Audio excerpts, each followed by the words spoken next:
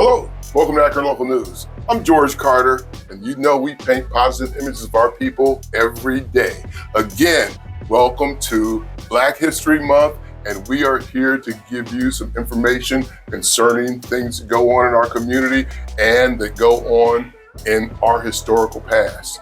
Today we have with us Ms. Calhoun, who I've referred to as my personal professor. Alrighty. Because she is so informed, and I just love talking to you. How are you today? I think it's a good day today to be in Black History Month 2026. Exactly. So what do you have for us today? Well, I have a couple of things. I have varied interests. I like to sew, I like to cook, I like to read, I like to study history.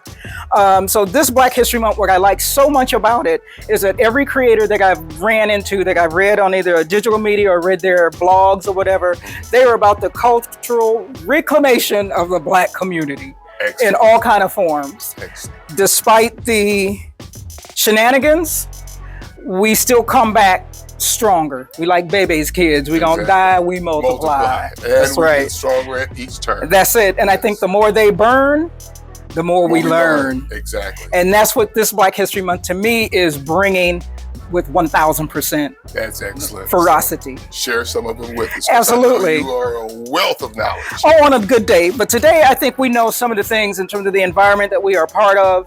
And banned books have been going on since, I think, the last 2 years. Since the forces of resistance or the forces of reaction have chosen to challenge our existence and our being. But we know that with banned books, we know that we need to run to those books the more they try to ban them, whether they're for our young people, whether for our young adults, our young elders, or those on the edge of making transition. You cannot take anything that's in the human computer. Exactly. Our brain is a human computer, literally. And some of the things, even though I don't have them on our table, some of the things I think I want to reference, things that deal with our history, is what is being banned. For example, the red one with the red binding, Without Sanctuary, talks about the lynching history in this country from before the end of the Civil War to when was Brother July dragged by a truck a couple of years ago? Probably like 10, 15 years ago, to the recent day.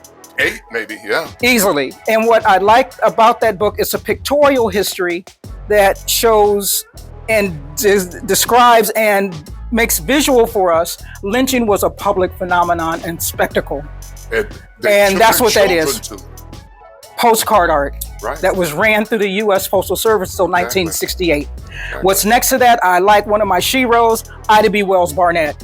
She was a one-woman lynching, information sharing phenomenon. Burnt out of 3 press houses, had to leave this country while the NAACP was meeting in Canada because she was on the lam in Britain because her work on lynching was so instructive. But she comes back to publish many of her things that the NAACP picks up, or the National Association for the Advancement of Colored People, as I am often reminded. But her work still stands as beginning that struggle. Other things that talk about our history in various types and stripes, I also like the Black Book, because it is also advertising art, how we were depicted in advertising from the late 19th century to turn of the century. Very derogatory kind of memes that we've seen even in the present day of us being depicted in kind of negative kind of ways. I remember Sambos. Even us being monkeys, us being less than human, justification for the slave trade. Black Book talks about that. The other things of various types covers some of my interests. I love fabric. Sometimes I love books so much I buy more than one edition of them. This is the original edition, but I have it in another edition too. That's awesome. Forgot I had it, but still a good book. Cookbooks of various types and stripes that we can hopefully talk about. And again, just some of my interests that I like. Chinua Achebe, authors that we need to pay attention to that are banned. Chinua Achebe, Nigerian author that writes about Nigerian colonialism. I see. in the 1960s. Richard Wright, Native Son, classic. We read that in elementary or in junior high school. James Baldwin, If Beale Street Could Talk, easily on the banned list. The autobiography of Malcolm X. I like the Manning Mirabal version. Also, we know that the first one we all see is Alex Haley version. Ta-Nehisi Coates, Between the World and Me. Nicole Hannah Smith with the 1619 Project, which talks about our arrival here and moving through the colonial period, on the banned book list. Maya Angelou, Toni Morrison, Bell Hooks. I want to say any female author that talks about resistance is on the list. Angela Thomas was a book and a movie, The Hate U Give. Very good. Black History Month for me talks about not only what we need to do, but our legacy and our understanding. And that segues me into why I have some cookbooks here on the table. I like to cook. I love food. You got to eat, live to eat, eat to live. I love how our creators, our YouTube creators, our digital creators are bringing this to the forefront. Wicked Creations, one of my favorite, not movie crush, but rather YouTube crush. She talks about lost Black recipes.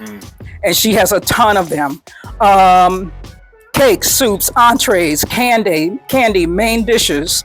This segues for me into also herbalism and food lore.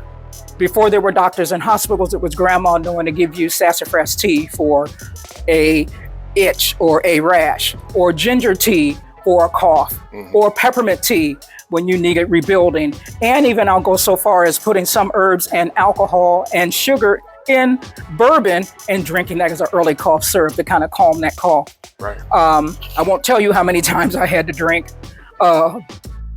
bourbon with rock candy in it as a form of cough syrup to calm that cough. So we use herbalism as a way of survival, oral tradition, practice. Remember, many of these things could not be written down in terms of herbs, as well as some of the food lore that we know about in terms of the history and content in terms of our food. We had it in cultural memory. They were still passed down. Absolutely, and that's why we need to know what grandma put in that pound cake. Right. So we know not to embarrass ourselves at the family picnic. Exactly. No raisins in the potato salad. That's a no-no. Not good. That's a no-no. So our cookbooks are part of it. And how do we start?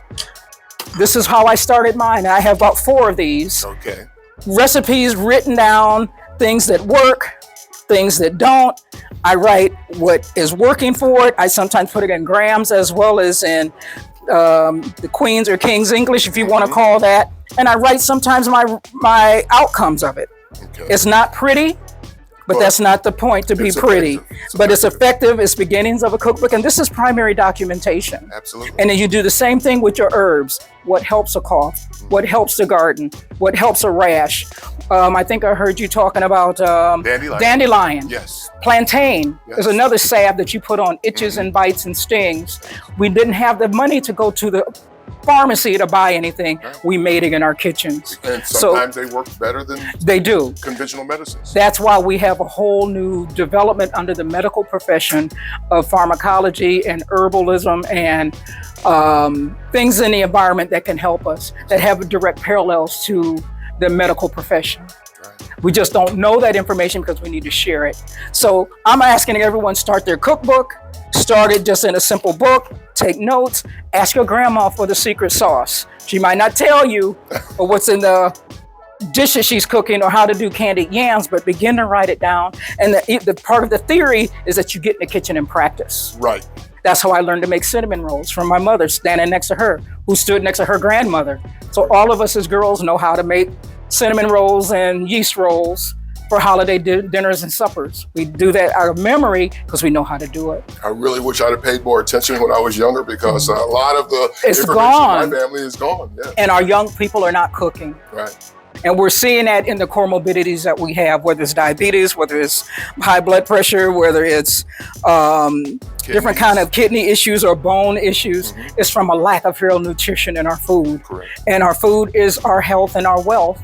And why not start from the beginning being healthful, going into our later ages in a stronger position? So we don't need the health profession. Especially in this day and age. Absolutely. So much processed food that we are literally being poisoned by some of the commercial things that go on in our kitchen. And they know it. Exactly. McDonald's know it. That's why they're shifting their menus. Exactly. Non chemical related dyes and whatnot in their food. Right. England has done it a long time before ago. we have. Right. We're late catching the bus. And there's a lot of foods that we eat here that are banned in Europe. Absolutely. They will no longer be even served. You know, Right.